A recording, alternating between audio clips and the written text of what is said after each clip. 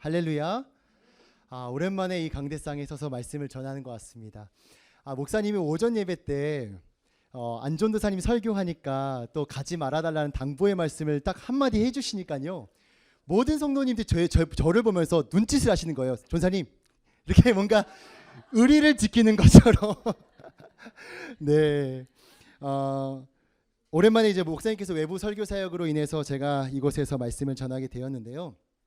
제 친구 동기 전도사님들이나 목사님들도 지금 현재 부교육자로 많이 사역을 하고 계시는데, 지금 상황과 같이 간혹 담임 목사님이 출타하시거나 외부 사역을 가신다면 그 부교육자들이 설교를 종종 한다고 합니다. 그럴 때마다 그 부교육자가 설교할 때 성도님들의 반응이 크게 두 가지가 나뉘는데, 첫 번째는 담임 목사님보다 일찍 끝내주시겠지? 이런 기대감이다.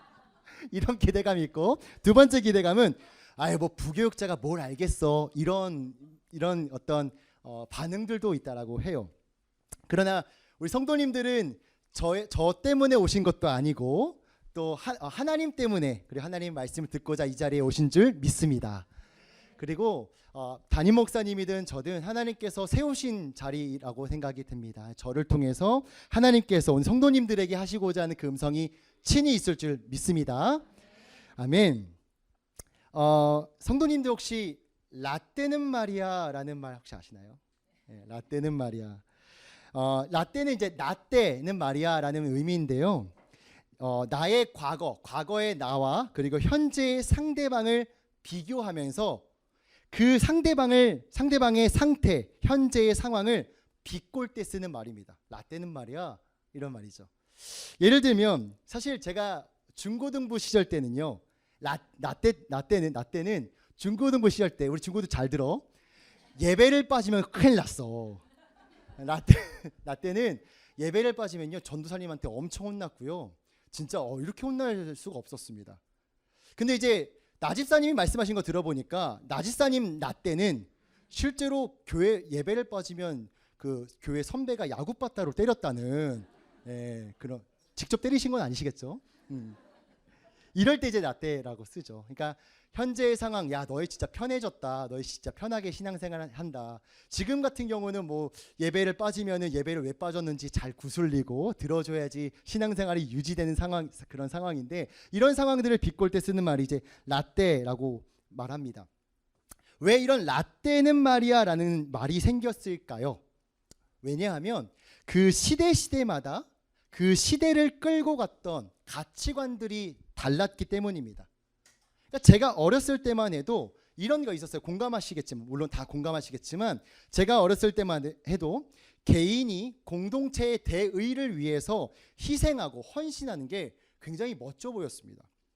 그래서 우리 권사님들도 정말 이름도 없이 빛도 없이 이렇게 식사 봉사하시고 헌신하는 것 또한 그런 우리의 그 하나님에게 내 삶을 드리는 그 멋이 있기 때문이지 않을까요? 근데 중요한 건 그런 개인이 공동체의 대의 혹은 하나님의 일들을 위해 헌신하는 것이 굉장히 멋졌던 시대가 있었는데, 시대가 흐르면서 그 시대를 끌고 가는 가치관들이 달라지기 시작합니다. 이제는 개인이 공동체의 대의를 위해서 희생하는 걸 뭐라고 여기냐면 바보라고 여깁니다. 그래서 오히려 반대로 공동체가 개인의 이익을 위해 도와줘야 되고 눈치를 봐야 되는 일들이 이 시대의 흐름이라는 거예요. 여러분 MBTI라는 거 아시나요? MBTI. 어른들은 잘 모르실 수 있는데 16가지의 성격 유형이라고 합니다. 성격 유형으로 16가지가 나눴고, 그 성격 유형을 검사해서 나는 뭐 ENFJ야, 이런 성격 유형이 있어요. 근데 이제는 내가 그 성격 유형에 맞게 살아가는 거죠. 그러니까 공동체를 위해서 내 성격 유형을 벗어나지도 않고, 그냥 나는 내향적인 사람이니까 나한테 대표 기도 시키지 마, 이렇게 요청하는 시대가 오늘의 시대라는 겁니다. 여러분 개개인을 중요시 여기는 이 가치관이 이 시대를 이끌고 가는데요, 어떤 심리학자, 어떤 사회학자는 현재가요 개인주의를 넘어서 자아가 팽창되었다, 자아 팽창 시대라고도 일컫습니다. 여러분 제가 지금 이 교회 사역 외에도 미디어 사역을 하고 있는데, SEG라는 그 단체에서 설문조사를 한 적이 있습니다. 100명의 교회를 다니는 청소년들에게 설문조사를 했는데요. 여러분 정말 깜짝 놀랄 만한 어떤 그런 결과가 나올 거예요. 그 질문 중 하나가 이런 질문이었습니다. 교회를 다니면서 너희들이 좋아하는 단어와 싫어하는 단어 3가지만 꼽아봐. 이렇게 설문조사를 했습니다. 10대들에게. 우리 애들은 안 그럴 것 같은데 일단 싫어하는 단어 뭐가 나왔을 것 같습니까? 교회에서 쓰는 단어입니다. 정답입니다. 3위가 헌신이었고요. 그리고 2위가 여러분 놀라지 마십시오. 부흥입니다. 왜 부흥이냐면 부흥, 이렇게 교회의 양적 성장으로 인해서 개개인들이 희생당하는 것들을 이 어린애들이 보고 자란 거예요. 그러니까 교회에 그 성도님들이 많이 차는 건 나랑 전혀 상관없다. 나를 강요하지 마세요. 내가 거기에 헌신하고 싶지 않습니다. 그래서 부흥이란 단어를 싫어한다고 합니다. 얼마나 개인주의적으로 흘러가는지 여러분 아시겠죠? 1위가 뭘까요? 저 이거 시키지 마세요. 저한테 이거 강요하지 마세요. 이거 뭘까요? 전도입니다. 전도. 그러니까 나는 밖에 나가서 예수님을 믿는다라고 고백하기도 힘든데 어떻게 상대방에게 예수님을 믿으라고 권하겠습니까? 이 사람의 개인의 종교도 존중해 줘야죠 라고 생각하는 게 교회를 안 다니고 있는 애들이 아니에요. 교회를 다니고 있는 10대들의 생각. 그렇다면 얘네들이 막연하게 싫어하는 단어만 있을까? 그건 또 아닙니다. 좋아하는 단어 뭐가 있을까요? 3위 사랑입니다. 사랑. 사랑 따뜻하잖아요. 몽글몽글하고. 2위 뭘까요? 위로입니다. 위로. 나를 위로해 주십시오. 여러분 그 요즘 유행하는 10대들이 많이 부르는 찬양은요 대부분 위로. 나의 감정을 좀 만져주시고 이런 하나님을 찬양해요. 1위 뭘까요? 위로랑 비슷한 개념, 그 맥락인데 1위는 공감입니다. 내가 힘들고 어려운 거를 교회에서 아니 하나님은 공감해 주셔야 되지 않겠습니까? 물론 공감하죠. 그러나 여러분 이 자아가 팽창하고 있는 이 시대에 공감에서 끝나고 위로에서 끝나는 일들이 너무나도 많다라는 거예요. 자, 근데 여러분 이게요 비단 10대들만의 이야기가 아니라는 사실입니다. 우리는 10대가 아니더라도 우리는 이 시대를 동시에 살고 있는 사람들입니다. 그러니까 이 시대를 끌고 가는 가치관, 자아가 팽창되어 있고 개인이 우선순위에 가장 최상급으로 올려져 있는 이 시대를 우리 또한 연령이 어떠하든지 간에 우리 또한 그 시대를 동시에 살아가고 있습니다. 그러므로 우리 또한요 그 시대를 끌고 가는 가치관의 영향을 받으며 살아가고 있고 라떼는 그랬어 라고는 하지만 여전히 우리 안에서도 개인주의적인 그리고 자아가 팽창되어 있는 사고가 우리에게도 있다라는 겁니다. 이 시대 속에서요 여러분 개인의 자아가 팽창되어 있는 이 시대 속에서 우리가 신앙생활을 할 때 무엇을 조심해야 할까요? 무엇을 경계해야 할까요?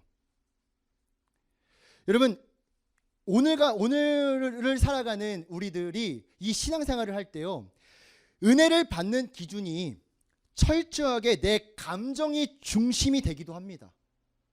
다른 말로 내가 감정이 따뜻한 마음이 들면 하나님 역사하신 거고 내가 불편한 마음이 들거나 하나님 날 책망하는 이야기를 들었으면 하나님이 역사하지 않는 것처럼 여겨질 때도 있습니다. 은혜 받지 않았다라고 여길 때가 많고요.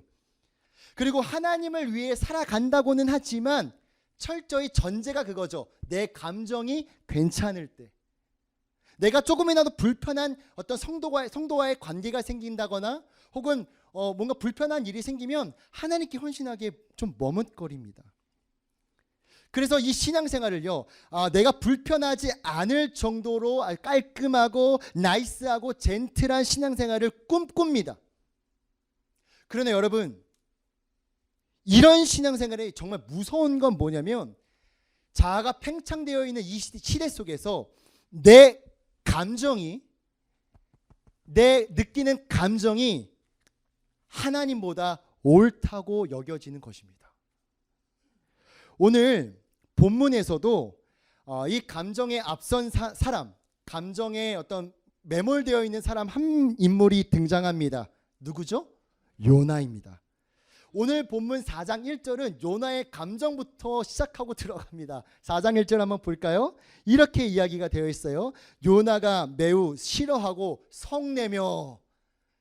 요나의 감정입니다. 싫어하는 거예요. 성낸 거예요. 불편한 거예요. 짜증나는 거예요. 동의가 안 되는 겁니다. 여러분, 요나서를 제가 1장부터 4장까지 쭉 연구를 해본 적이 있는데요. 비단 4장에서만 요나가 불편한 게 아니라 요나는 하나님의 말씀이 임할 때부터, 하나님의 명령을 들을 때부터 4장 끝까지 요나는 늘 성질이 나 있습니다. 화가 나 있어요. 물론 2장에서 물고기 뱃속으로 들어가 잠시 그 감정이 누그러뜨려지는, 감정이 꺾여지는 것처럼 보이나 여전히 요나의 감정은 하나님의 마음을 모른 채, 아니요, 하나님의 마음보다 자신의 불편한 감정이 더 앞선 사람이었습니다. 자, 그렇다면 요나가 왜 이렇게 불편한 걸까? 요나가 왜 이렇게 화나 있는 걸까? 오늘 그것을 여러분들과 함께 먼저 살펴보기를 원하는데요. 요나가 계속 화가 나 있는 이유는 니느웨가 멸망당하지 않고 회복할 것 같아서예요. 무슨 말이냐면, 여러분, 요나가 니느웨로 가는 것 그 자체는요, 요나에게 불편한 일은 아니었습니다. 니느웨를 가는 것 그 자체가 요나가 화를 내는 궁극적인 이유가 아니었어요. 요나, 니느웨 갈 수 있습니다. 니느웨 가는 게 불편했던 건 아니에요. 그러나 요나가 니느웨로 가라는 하나님의 그 명령, 왜 가야 하는지, 무엇을 말해야 되는지를 요나가 알았기 때문인데, 그게 왜 그러냐면 요나가, 하나님께서 요나에게 명령하신 그 명령은 니느웨의 심판과 멸망이 아니라 회복이었다는 거예요. 왜 요나는 니느웨가 이렇게 회복되는 것, 하나님 앞에 바로 서는 것을 극도로 싫어했을까요? 왜냐하면 니느웨는요, 여러분, 나라 이름이 아닙니다. 니느웨는 아수르 제국의 수도인데요. 아수르는 북이스라엘, 요나가 북이스라엘 선지자였거든요. 이 아수르가요, 북이스라엘을 꽤 오랫동안 식민지로 삼아서 그들을 괴롭혔어요. 식민지를 삼는 기간 동안 북이스라엘에게 많은 피해를 줬고 아주 잔인하고 난폭하게 북이스라엘 사람들을 대했습니다. 그런데 요나 주변 사람들에게도 분명히 그렇게 그 아수르에 의해 피해를 받은 사람들이 있었겠죠. 그러니 요나가 그런 상황들을 다 보고 자라왔으니까 아수르는 멸망당해야 되는 나라였습니다. 감히 북이스라엘 이 선민인 우리를 괴롭혀? 하나님, 가만히 있으면 안 됩니다. 우리 선민인 북이스라엘을 괴롭힌 그 아수르는 멸망당해야 마땅합니다 라고 말하고, 그렇게 멸망당해도 모자를 판에 하나님 뭐라고 말씀하시는 거죠? 회복을 명하시는 거예요. 마치 우리나라 입장에선 어느 나라입니까? 일본이죠. 축구 어떤 한일전 축구는요, 다 저도 괜찮아. 근데 한일전 때 축구에 지면은요, 후유증이 이틀 갑니다. 억울해 죽겠는 거야. 무슨 느낌인지 아시겠죠? 근데 우리는 그런 일제 그 식민지 삶을 우리가 살아보지는 않았고 민족적 쓴뿌리가 있는데, 요나는 어떻겠습니까? 이 민족적 쓴뿌리뿐만 아니라 요나는 실제로 그 아수르의 피해를 느꼈고 아수르만 생각만 해도 치가 떨리는 그런 상황인데, 하나님께서 명령하신 건 그 아수르의 수도 니느웨, 거기에는 아수르의 고위직 관료뿐만 아니라 왕들도 있었겠죠. 회복을 외치라고 명령하시니 요나가 화가 나겠습니까? 안 나겠습니까? 당연히 화가 나죠. 당연히 화가 나죠. 여러분, 어떻게 보면요, 요나의 감정이 이해가 돼요. 상식적으로 생각해 보면 요나의 감정이 이해가 됩니다. 그러나 오늘 우리가 집중해야 할 것은 요나의 감정이 아니라는 거예요. 여러분, 만약에 요나가 공감을 원했다면 하나님 공감해주고 끝나버리는, 바로 이 시대와 같죠. 그러나 우리는요, 요나의 감정의 이해가 아니라, 잘 들으십시오, 하나님의 뜻입니다. 하나님의 뜻에 우리는 포커스를 맞춰야 돼요. 왜냐하면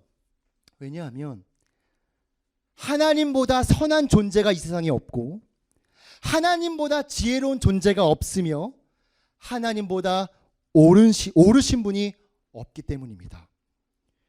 요나는 자신의 분노의 감정에 휩싸여서요, 하나님의 의롭고 선하신 그 뜻을 바라보지 못했어요. 그리고 자신의 감정에 매몰되어서 요나는요, 크게 두 가지를 착각하게 됩니다. 오늘 이 착각을 한번 볼 텐데, 먼저 첫 번째 착각입니다. 자신의 감정에 매몰된 이 요나는 어떤 착각을 하냐면 하나님 자체에 대한 착각입니다. 다른 말로 하나님을 왜곡되게 알았다라는 거예요.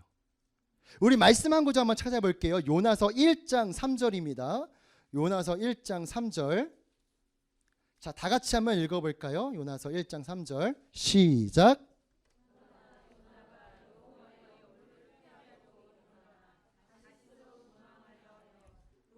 내려갔더니 마침 다시스로 가는 배를 만난지라. 여호와의 얼굴을 피하여 그들과 함께 다시스로 가려고 백삭을 주고 배에 올랐더라. 아멘. 여러분, 니느웨로 가라는 하나님의 명령을 거스러서 요나는 어디로 향하죠? 다시스로 향합니다. 요빠라는 항구에서 배 티켓을 끊는데 그 목적지가 바로 다시스였습니다. 여러분, 왜 다시스로 갔을까요? 목사님 설교를 많이 들어보신 분들은 아시겠지만 다시스의 그 지역 별명이 뭐였냐면 땅끝 마을이었습니다. 스페인이죠. 지금의 스페인. 그러니까 땅끝 마을인데 이 요빠 항구에서 다시스로 가는 그 배를 타면요, 얼마나 가야지 다시스에 도착했냐면 무려 1년이라는 항해를 거쳐야 다시스에 도착했다고 합니다. 그만큼 진짜 멀리 티켓을 끄는 거예요. 자, 그렇다면 여러분, 왜 땅끝 마을 다시스로 요나는 가고자 했을까요? 왜냐하면 그곳에 가면, 땅끝 마을인 그 다시스에 가면 하나님의 음성을 듣지 않을 수도 있겠다. 여러분, 요나가 활동했던 당시의 종교적인 이해는 어떤 이해가 있었냐면 지역신 개념이 있었습니다. 이미 다들 입으로 다 뻥긋뻥긋 알고 계셔서, 지역신 개념이 있었습니다. 각 지역마다 그 지역을 통치하는 신이 있다고 믿고 있었죠. 근데 여러분 잘 보십시오. 요나는요, 하나님의 선지자였습니다. 그리고 요나의 선임, 요나의 사수, 요나를 가르쳤던 선지자 이름 누군지 아십니까? 엘리사 선지자였어요. 여러분 요나는요, 정말 하나님을 잘 알아야 마땅한 그런 선지자인데, 요나의 이해 속에는 자신의 감정에 매몰되어 있으니 하나님을 어떻게 여겼어요? 지역신을 여긴 겁니다. 다시스로 가면 하나님의 통치가 닿지 않겠지. 다시스로 가면 하나님의 음성을 듣지 않을 수 있겠지. 왜? 다시스를 다스리는 또 다른 신이 있기 때문에. 여러분, 하나님이 정말 지역신이던가요? 아니죠. 모든 만물을 창조하시고 모든 만물을 운행하시며 모든 족속과 나라의 주인 되시는 하나님이신데, 그 진리를, 그 사실을 요나는 감정에 매몰되어 있으니 그 진리를 바라보지 못하고 하나님을 왜곡되게 알게 됩니다. 이게 비극이라는 거죠. 제가 대학생 시절 때요, 신학생이어서 돈이 정말 없었습니다. 돈이 정말 없었고, 제가 이 안산에서부터 저기 노원, 단고개 쪽, 단고개 혹시 가보셨나요? 단고개 행은 보셨지만 안 가보셨죠. 실제로 있는 역이더라고요. 단고개 역까지, 그러니까 거의 뭐 단고개 끝까지 가면서 통학을 했거든요. 근데 제가 신학생 시절 너무 하나님께 헌신하고 20대를 다 하나님께 바쳤던 저의 인생인데, 되돌아오는 건 재정도 없고 관계적으로 불편하고 가족에겐 문제가 생기고 아버지 어머님 아프시고 이러니까 너무 속상한 거예요. 너무 짜증이 나는 거예요. 화가 나는 거예요. 아니, 하나님이 살아계시다면 제 20대를 바친 제 수고와 열정을 주님께서 바라봐 주시면 안 되겠습니까? 막 화가 나는 거 있죠. 그러면서 통학을 하는데, 여러분, 환승하면 참 좋겠지만 안산부터 그 노원까지 1시간 40분이 걸려요. 이렇게 꼬박 앉아서 가요, 지하철을. 허리가 너무 아픈 거 있죠. 근데 4호선 지하철은요, 의자가 두 가지 유형이 있습니다. 하나는 철판으로 되어 있어서 미끄러지는 의자예요. 다들 공감하시는 분 있으실 거예요. 또 하나는 약간 그 거칠거칠한 무슨 뭐 천 같은 게 있는데 파란 색깔로, 그거 앉으면 고정이 돼가지고 허리가 덜 아파요. 이게 복불복이잖아요. 그때 당시에 그게 정말 중요했거든요. 1시간 40분 동안 어떤 자세로 가는지가 판단이 되니까. 근데 너무 속상했어요. 그래서 제가 똑똑히 기억해요. 상록수역에서 너무 화가 나서 하나님께 기도했어요. 하나님, 절 사랑하시는 게 맞습니까? 절 진짜 위하는 게 맞아요? 하나님은 나의 하나님인데 제가 왜 이렇게 속상하고 돈이 없어야 되죠? 근데 지하철 오는 소리가 따르릉따르릉 들립니다. 제가 이렇게 기도했어요. 하나님, 절 사랑하신다면 미끄러운 의자가 아니라 빳빳한 의자를 좀 보내주십시오. 근데 열차가 들어옵니다. 뭐가 들어왔을까요? 미끄러운 의자가 들어. 그때 확신했습니다. 하나님은 날 사랑하지 않는다. 하나님은 정말 속 좁은 하나님이다. 여러분, 하나님 정말 속 좁을까요? 지금 생각해보면 정말 터무니없고 웃음이 나오죠. 그땐 진지했어요. 그땐 정말 진심이었어요. 제 감정이 그랬으니까요. 하나님을 왜곡되게 한 거예요. 하나님 정말 저를 사랑하지 않았을까요? 오히려 그 기간이 있었기 때문에 제가 인내가 생겼고 하나님을 더욱 사랑했으며 누군가를 품을 수 있는 이 성품이 되었거든요. 그런 고난이 있었기 때문에. 여러분, 우리는 우리 감정을 출발로 하나님을 평가하고 만들어가는 것이 아니라 말씀에 기록되어 있는 하나님을 알아가야 합니다. 바른 말씀으로 하나님을 바르게 아는 것이 복이고 이것이 우리에게 회복을 주게 됩니다.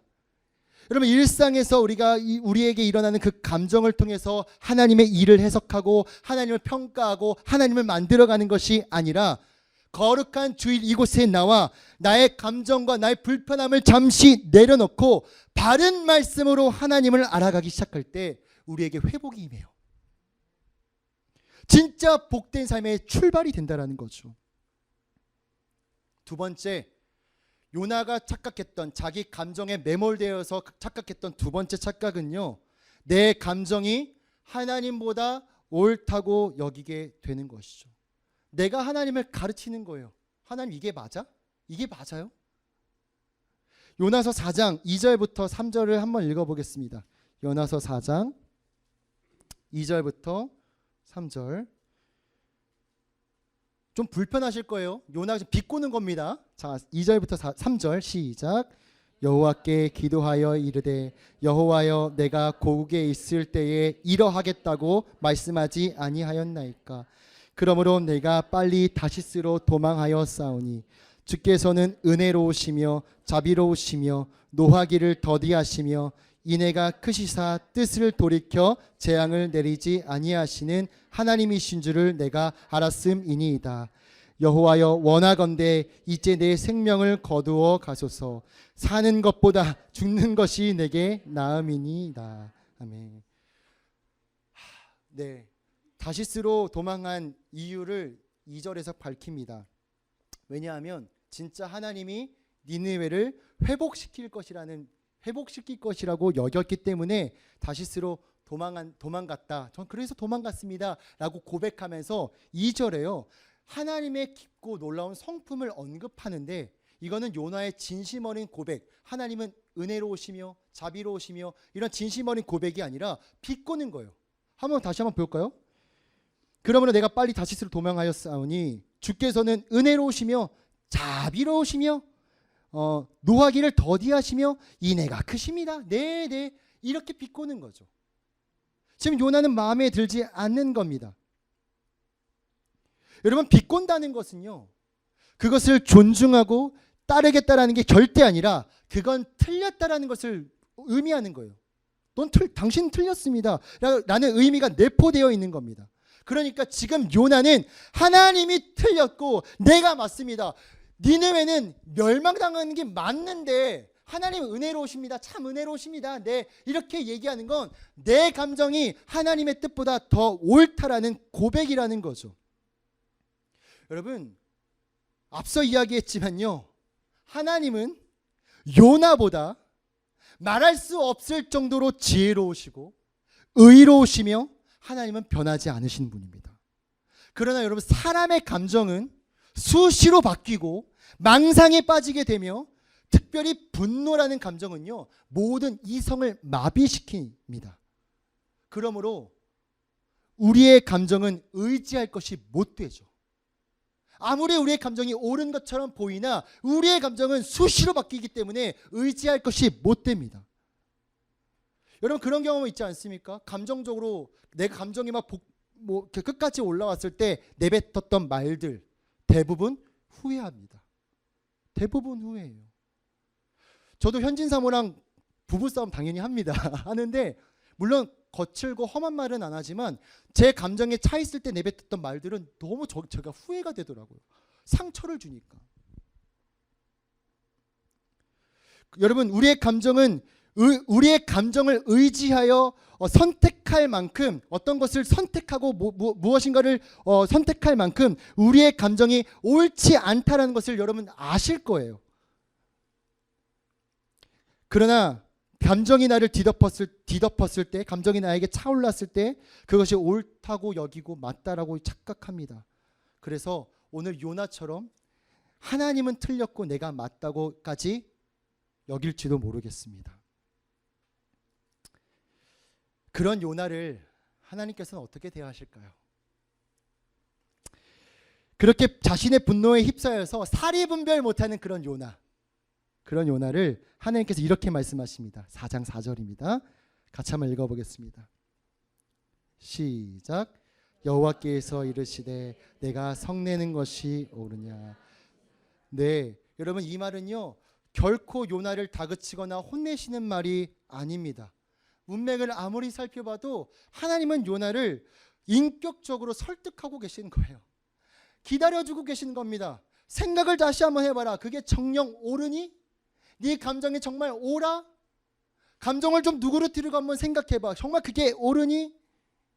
즉 정말 그 분노가 하나님의 뜻과 하나님의 의지보다 정말 그 요나의 감정이 선하고 정말 그 요나의 감정이 옳은 것인지 요나 스스로가 되돌아보라고 하나님께서 기회를 주신 겁니다. 왜냐하면 그건 착각이기 때문이죠. 여러분 착각에서 벗어나 진짜를 아는 것이 정말 중요합니다. 하나님이 우리를 예배의 자리로 불러주신 이유가 뭔지 아십니까? 매 주일 예배 때마다 우리에게 이런 기회를 주시는 거예요. 바른 말씀이 선포되고 성경에 기록된 하나님을 알아갈 때 하나님은 우리에게 이렇게 말씀하시는 것과 동일합니다. 네 감정이 정말 옳으니? 너가 느껴지는 것이 정말 옳으니? 여러분 아까도 언급했지만 무엇이 옳은지 무엇이 진리인지 아는 것은 정말 중요합니다. 무엇이 옳고 무엇이 그른지 뭐가 착각인지 뭐가 진짜인지를 분명히 분별할 줄 알아야 복된 삶을 살 수 있기 때문입니다. 사단은 착각하라고 말하죠. 착각하라고 말합니다. 선악과를 따먹으라고 얘기합니다. 왜요? 하나님처럼 될 수 있을 거야. 감정대로 행하라고 얘기합니다. 왜요? 그렇게 해야 감정에 상처받지 않고 너의 실속을 챙길 수 있다라고 사단은 말합니다. 그러나 모두 거짓이죠. 거짓과 진리를 분별하는 것, 무엇이 옳은지를 아는 것이 정말 인생에 중요한데 오늘 하나님께 요나에게 네가 성내는 것이 옳으냐라고 말씀하시는 것이 어쩌면 우리들에게 기회를 주시고 매 주일마다 또 매일마다 말씀의 자리로 인도하시는 의미이지 않을까 싶습니다. 여러분 지금은 자아가 팽창되어 있는 시대를 살아가고 있습니다. 내 감정이 제일 중요하고 감정대로 살아라 라고 부추기는 그런 시대죠. 그래서 이 영향이 신앙생활에도 미칩니다. 내 감정대로 내 감정을 위로받기 위해 예배를 드린다든지 내 감정이 회복되기 위해 신앙생활하는 일들도 생깁니다. 또 나아가서 내 감정이 상하면 하나님은 나쁜 하나님, 내 감정이 좋으면 하나님은 신실하신 하나님으로 여기는 모습을 자주 봅니다. 그러나 오늘 말씀을 좀 마무리하면서 이 말씀을 좀 전하고 싶습니다. 오전 예배 때도 목사님께서 말씀하셨던 건데요. 우리는 무슨 정체성을 가지고 있죠? 그리스도인. 여러분 그리스도인이라는 건 뭡니까? 주일날 교회에 와서 예배를 드리는 게 그리스도인일까요? 여러분 세례 받으셨죠? 그리스도인이라고 우리가 여긴다면 우리가 예수님을 나의 구주라고 영접한다면 우리는 세례를 받습니다. 세례와 침례의 차이가 있겠지만 보편적으로 세례, 물속에 잠겼다가 다시 나오는 이런 어떤 과정 속에서 잠기는 건 무엇을 의미하죠? 내 옛사람이 죽었다. 내가 주인 되었던 나의 삶이 죽었다. 그리고 다시 물속에서 나올 때는 어떤 의미입니까? 부활했다. 예수님이 나의 삶의 주인이고 예수님과 함께 부활했다. 예수님의 자녀로 하나님의 백성으로 다시 새 삶을 얻었다라는 의미이죠. 여러분, 그리스도인이란 교회에 나와서 예배를 드리는 것이 그리스도인의 핵심이 아니라 그리스도인이란 주인이 바뀌었다라는 의미입니다.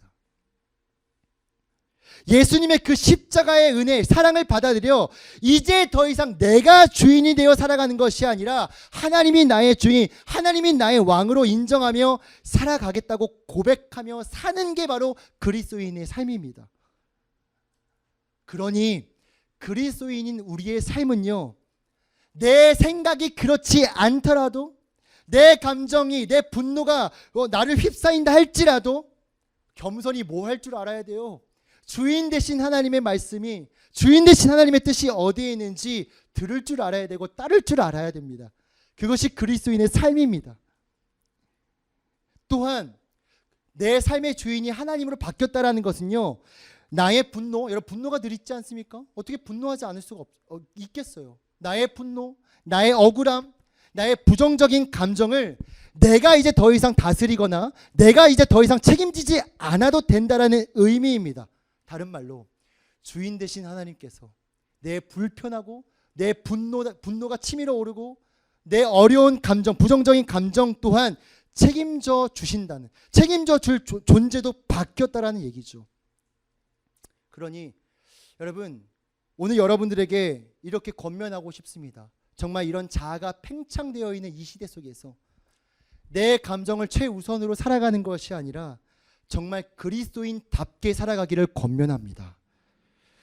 예수님을 믿지 않는 세상 사람들과 똑같이 그냥 차별점은 주일날 교회 온다는 것 말고는 차별성이 없고 거룩함이 없고 똑같이 그런 사람들과 동일하게 내 감정을 우선으로 여기며 느낀 대로 산다면 어찌 나의 삶의 주인이 예수님입니다 라고 고백할 수 있겠습니까?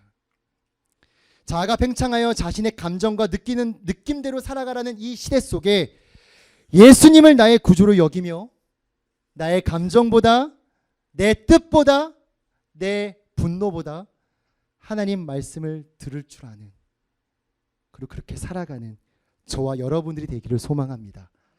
거기서 거룩함의 영향력이 흘러갈 줄 믿습니다. 함께 기도